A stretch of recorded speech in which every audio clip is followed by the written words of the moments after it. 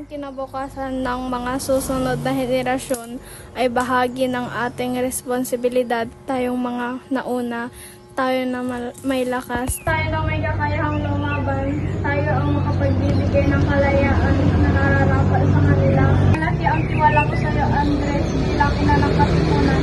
Pinangubayan ko sa iyo ang desisyon na gawin kung ano ang sa tingin mo ay nararapat.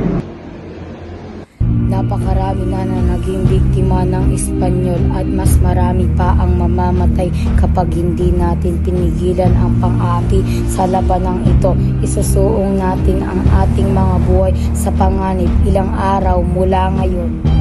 Sa gabi ng 29, sisimulan na natin ang revolusyon.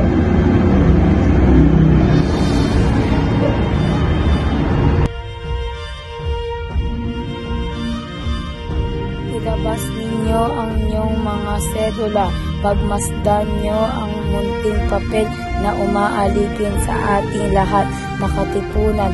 Kailangan na nating wakasan ang daang taon na pananakop ng Espanya.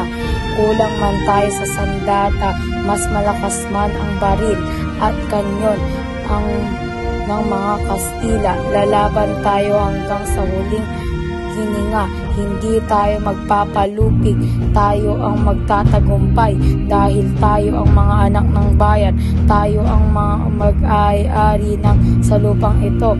Sa atin ang bayang ito. Punitin ang inyong mga sedula. Mabuhay! Mabuhay ang revolusyon! Mabuhay! Mabuhay! Mabuhay!